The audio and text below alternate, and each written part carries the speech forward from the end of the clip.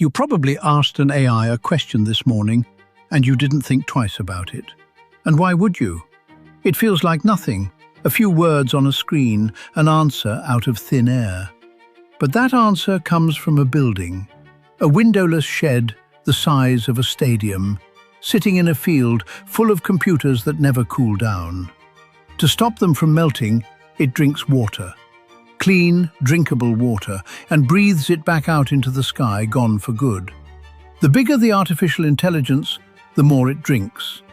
Just one of these buildings can drink 5 million gallons in a single day, the water of a town of 50,000 people, only to keep its computers cool. And the companies building it keep putting these sheds in the driest places on the map. In one town in Georgia, a family turned on the tap, and almost nothing came out. 1,000 feet away sat a brand new data center. They were promised something weightless. What moved in next door was the thirstiest machine ever built. So how does a building end up drinking a town's water? A single rack of the chips that run modern artificial intelligence throws off more heat than a kitchen oven packed into the space of a wardrobe. Multiply that by thousands of racks, running day and night, and the heat becomes the entire problem. The cheapest way to carry heat away is water. The same volume of it holds almost 3,000 times more heat than air. So water is pumped through the heat and allowed to evaporate, lifting the warmth up into the sky. And that water does not come back. Engineers have two words for this. Water that is withdrawn can be returned. Water that is consumed is gone. In the most common cooling tower, most of it is consumed, and it is usually clean, treated drinking water, the same supply that runs from a kitchen tap. Now, per question, the amount really is tiny. By one company's own meter, a single prompt uses about 1/4 of a milliliter, roughly 5 drops. It would take nearly 2,000 prompts to empty one small bottle. That number is real. It is the most honest thing the industry has said. It is also the alibi. For most of their history, these buildings were not a problem. The data center is decades old. It held websites and email and spreadsheets on chips that sipped power and ran cool. Then, at the end of 2022, the machines learned to talk. Artificial intelligence that could write and answer needed a different kind of chip. Dense, hungry, and hot. Run in its thousands, day and night, first to train the models, and then to answer the world. The heat went up. The water went up with it. In a single year, one of the largest companies saw its water use jump by more than 1/3. The same year, its artificial intelligence reached the public. And for a while, almost no one could see the cost, because almost no one would say it. The first crack came in a small town on the Columbia River. A reporter in the Dalles, Oregon, asked a simple question. How much water was the local data center using? The company went to court and paid the town's legal bills to keep the answer sealed, calling its own water use a trade secret. The fight lasted 13 months. When the records finally came out, the building was drinking about 1/4 of the entire town's water. By then, some residents had stopped saying the company's name out loud. They called it Voldemort.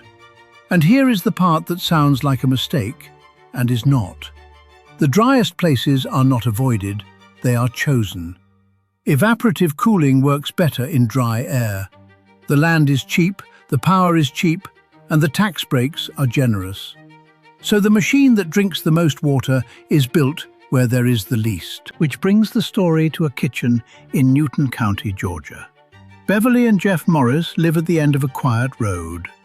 About 1,000 feet away, a technology company built a data center the size of several warehouses. Within months, the water in their home began to fail. The dishwasher, the ice maker, the washing machine, the toilet. One by one, they stopped working the way they should. Their well, the family says, went bad after the machine arrived. They have spent thousands of dollars and cannot afford to drill a new one. The company commissioned a study. The study found no link. The data center next door uses around 500,000 gallons of water a day, close to a tenth of the entire county's supply. The county is on track to run short of water by 2030. And the Morris family is not the strange part. This is. In July of 2022, in West Des Moines, Iowa, in the middle of a 3-year drought, a cluster of data centers pulled about 11.5 million gallons of water in a single month.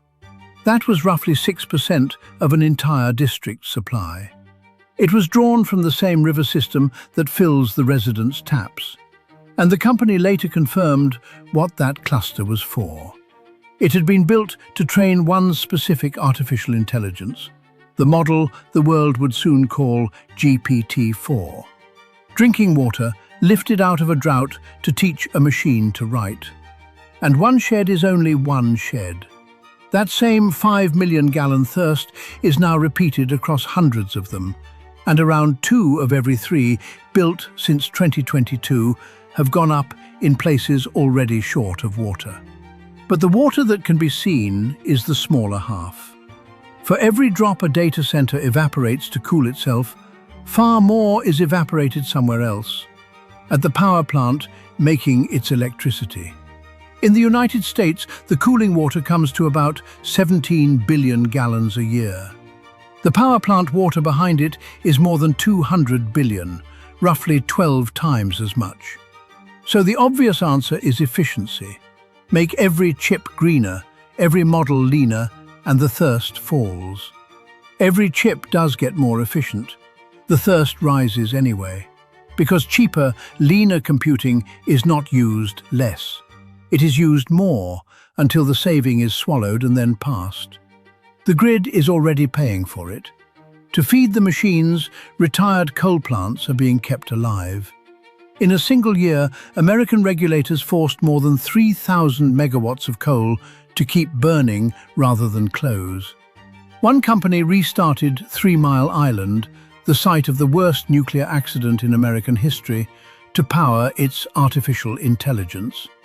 In Ireland, data centers now take about a fifth of the entire national grid, more electricity than every home in its cities combined. By 2030, the world's data centers are projected to use more power than all of Japan, and enough water to meet the basic needs of 1.33 billion people. None of this stays hidden by accident. When a data center comes to town, it often arrives under a different name. A shell company signs the deal. In Tucson, Arizona, a $3.5 billion project moved through a chain of companies with names like Bobcat. The true owner, one of the largest firms on Earth, kept off the paperwork. The local officials who approve these deals are frequently bound by non-disclosure agreements, forbidden from telling residents how much water and power the building will take. The numbers a town would need to say no are the numbers it is not allowed to see. In Tucson, the residents found out anyway. The council rejected the project, 7 votes to 0. And the public bill is just as quiet. In one state alone, data center tax breaks cost more than $2 billion a year. Public money handed to the richest companies in the world to buy public water cheaply. Every one of those companies has made the same promise: to be water positive by 2030, to give back more than they take. But water positive is a line in an accounting report, not a tap that runs backward. It means paying to restore a wetland somewhere, while the aquifer beneath the data center still falls. In the very years those promises were made, the water use went up. The 15th of a teaspoon was never the lie. The lie is everything it was used to wave away. The machines will keep answering questions. The towns around them will keep watching their water. Neither of those is going to stop soon.